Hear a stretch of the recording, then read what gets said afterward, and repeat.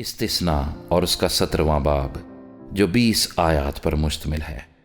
تو خداوند اپنے خدا کے لیے کوئی بیل یا بھیڑ بکری جس میں کوئی عیب یا برائی ہو ذبح مت کرنا، کیونکہ یہ خداوند تیرے خدا کے نزدیک مکروہ ہے۔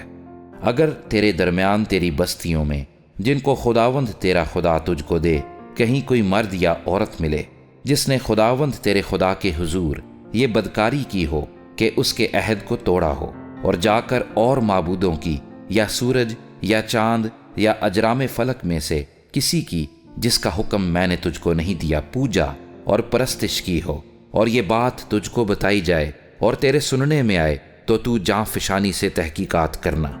اور اگر یہ ٹھیک ہو اور قطعی طور پر ثابت ہو جائے کہ اسرائیل میں ایسا مکروہ کام ہوا تو اس مرد یا اس عورت کو جس نے یہ برا کام کیا ہو باہر اپنے پھاٹکوں پر نکال لے جانا اور ان کو ایسا سنگسار کرنا کہ وہ مر جائیں۔ جو واجب القتل ٹھہرے وہ 2 یا 3 آدمیوں کی گواہی سے مارا جائے، فقط ایک ہی آدمی کی گواہی سے وہ مارا نہ جائے۔ اس کو قتل کرتے وقت گواہوں کے ہاتھ پہلے اس پر اٹھیں، اس کے بعد باقی سب لوگوں کے ہاتھ، یوں تو اپنے درمیان سے شرارت کو دور کیا کرنا۔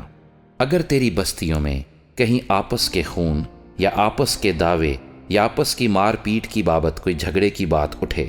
اور اس کا فیصلہ کرنا تیرے لیے نہایت ہی مشکل ہو تو اٹھ کر اس جگہ جسے خداوند تیرا خدا چنے گا جانا،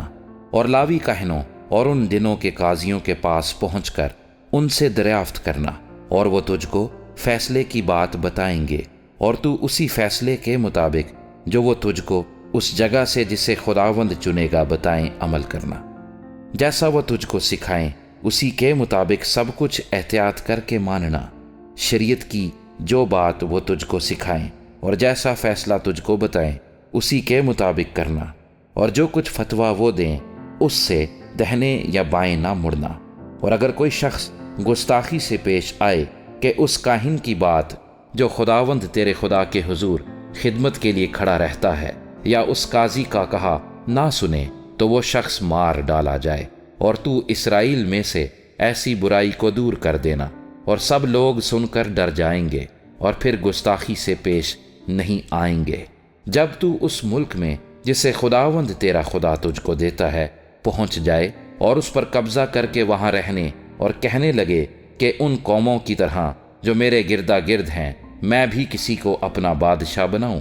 تو بہرحال فقط اسی کو اپنا بادشاہ بنانا جس کو خداوند تیرا خدا چن لے۔ تو اپنے بھائیوں میں سے ہی کسی کو اپنا بادشاہ بنانا، اور پردیسی کو جو تیرا بھائی نہیں اپنے اوپر حاکم نہ کر لینا، اتنا ضرور کہ وہ اپنے لیے بہت گھوڑے نہ بنائے اور نہ لوگوں کو مصر میں بھیجے